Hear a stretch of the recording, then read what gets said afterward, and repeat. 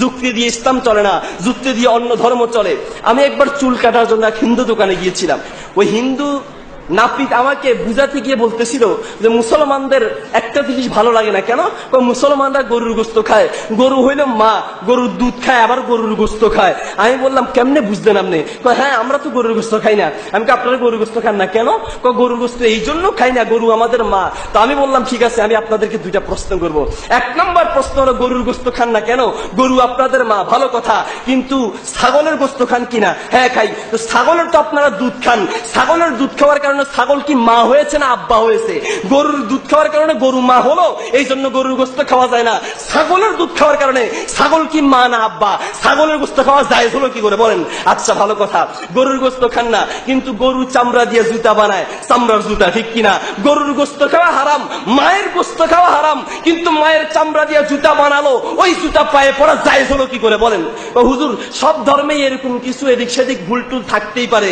আমি কই না, এটা আপনাদের কথা, বলেন তো রেফারেন্সটা দেন।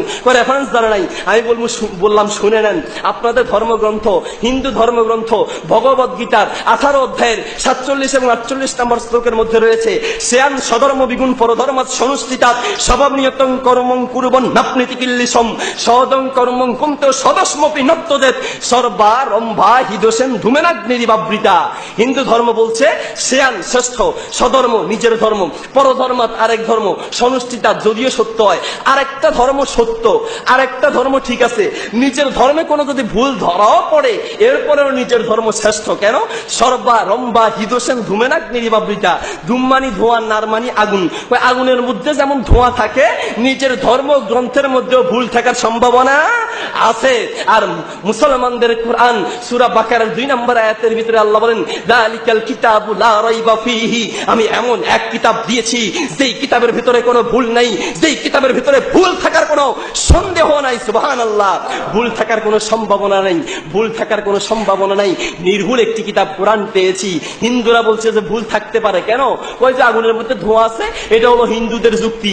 মুসলমানদেরও কেউ কেউ যুক্তি দেয়, বিভিন্ন ওরসের ভিতরে নাচানাচি করে ছেলে আর মেয়ে, তারা কিছু যুক্তি দেয়। কোরআনের ভিতরে আছে কুল আউযু বিরাব্বিন নাসি মালিকিন নাসি ইলাহিন নাসি। কোরআন বলছে নাসি নাউজুবিল্লাহ, এখানে নাস মানে মানুষ, আর তারা নাস মানে যুক্তি দিয়েছে কি নাস মানে নাচানাচি, নাউজুবিল্লাহ, নাচানাচি। সুতরাং তারা কোরআনকে, এক ছাত্রকে প্রশ্ন করা হলো, কিও তুমি শুধু মানুষকে মিস কল দিয়ে যন্ত্রণা দাও কেন, মিস কল মারো কেন? সে একটা যুক্তি দিল, হুজুর দলিল আছে, তো বলো তো দেখি দলিলটা। ফামাইয়ামাল মিস কল, আল্লাহ বলেছেন মিস কল দেওয়ার জন্য, এই জন্য মিস কল মারি। তো যাই হোক, বলতে চেয়েছিলাম এই ধরনের বহু রঙের দলিল আমাদের দেশে দেয়, দলিল দেয়। আসলে কি দলিলটা কি?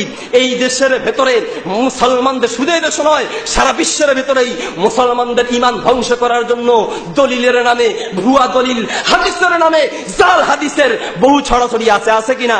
মুসলমান বহু রঙের জাল হাদিস আমাদের সমাজে আমাদের ঈমান নেওয়ার জন্য প্রস্তুত হয়ে আছে। এই জন্য আপনাকে আমাকে সচেতন হতে হবে। আল ইলমু ক্বাবলাল কওলি ওয়াল আমাল, যেই কোনো কথা বলার আগে, যেই কোনো আমল করার আগে জেনে নিতে হবে আসলে এটার পক্ষে কোরআনের দলিল আছে কিনা, আসলে এর পক্ষে হাদিস আছে কিনা। হাদিস থাকলেও হাদিসটা কি জাল হাদিস না সহিহ হাদিস, এই বিষয়টা জেনে নিতে হবে। যদি সহিহ হাদিস আর জাল হাদিস থেকে আমরা মুক্ত হয়ে সত্যিকার সহিহ হাদিসের উপরে আমল করা শুরু করে দিই, এই দেশের ভিতরে ওলামা ইকরামের ভিতরে, মুসলমানদের ভিতরে কোনো পার্থক্য থাকতো না। একজন একরকম আমল করে, আরেকজন আরেক রকম আমল করে। দেখেন, একজন সহিহ হাদিসের উপর আমল করে, হয়তো আরেকজন জাল হাদিসের উপর আমল করে, যার কারণে এই সমস্যাটা বেঁধে যায়। এই জন্য বলছি বন্ধুরা, এই জন্য যে কোনো আমল করার আগে একটু যাচাই বাছাই করতে হবে। সুতরাং বলতে চাচ্ছিলাম যে একটু একটু সচেতন হতে হবে যে আসলে সারা জীবন ধরে করে আসতেছেন, এটা কোনো দলিল না। সারা জীবন দেখেন নাই, এটা কোনো কথা না। সারা জীবন আপনি বহুত কিছুই দেখেন নাই। আচ্ছা, আপনাদের দেশে গ্যাস আছে? গ্যাস আছে? আচ্ছা, গ্যাসটা কি আগে ছিল? ছিল। যদি না থাকে, কার বাপের ক্ষমতা এগুলাকে তৈরি করা? ছিল। মাগের আবিষ্কার করার মতো মানুষ ছিল না। মুসলমান, যেই কথাটা এখন সহি হিসেবে আপনি শুনতেছেন, যেই কথাগুলো নতুন শুনতেছেন, এগুলো কোরআন সুন্নাহর ভিতরে আগেও ছিল, কিন্তু এগুলোকে উদ্ঘাটন করার মতো স্কলার, সত্যিকার আলেমের অভাব ছিল, ঠিক কিনা? যার কারণে আমাদের কানে আসে নাই। এখন এসেছে, এখন ইসলাম বুঝা বড়ই সহজ, তবে বুঝতে চাওয়ার মানুষের অভাব, ঠিক কিনা? আমার বাসায় ল্যাপটপ আছে, ল্যাপটপের ভিতরে 25 থেকে 30 হাজার কিতাব আছে। আমার এই মোবাইলটার ভিতরে কয়েক হাজার কিতাব আছে। এই কিতাবগুলোর ভিতরে আপনি যদি একটা হাদিসকে সার্চ দিয়ে দেখতে চান, হাদিসটাকে সহিহ না জয়ীফ, জয়ীফ হলে কেন জয়ীফ, হাদিসটাকে সহিহ না জাল, জাল হলে কেন জাল, সবগুলাই এখন বোঝা সম্ভব, ঠিক কিনা? আপনি একটা আলেমের বয়ান শুনতে চান, লেকচার শুনতে চান, আগে বহুদূর মাহফিলে গিয়ে শুনতে হতো, এখন এই ওয়েবসাইটের মাধ্যমে এই লোকেরা আপনাদের পকেটে ঢুকিয়ে দিয়েছে। ইসলাম বুঝা এখন খুবই সহজ, ঠিক কিনা? অনেকে মনে করে যে আমরা তো মাদ্রাসায় পড়ি নাই, আমাদের কি আবার ইসলাম বুঝা সম্ভব নাকি? না না না, বুঝতেই হবে। মুসলমান দাবি করলে আপনাকে শিখতেই হবে।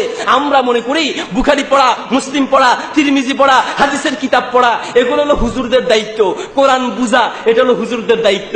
আল্লাহ রাসূল বলেন মিশকাতের 34 নম্বর পৃষ্ঠায়, তলাবুল ইলমি ফারিদাতুন আলা কুল্লি মুসলিম, তুমি যদি মুসলিম বলে নিজেকে দাবি করো তোমাকে শিখতেই হবে। আলা কুল্লি মুসলিম বলেছেন, আলা কুল্লি হুজুরিন বলেন নাই, প্রত্যেক হুজুরের পড়তে হবে এটা বলেন নাই, কি বলেছেন? আলা কুল্লি মুসলিম। মুসলমান দাবি করলেই তোমাকে জানতেই হবে, যেভাবে পারো, যেই পন্থায় পারো তোমাকে শিখতেই হবে, জানতেই হবে।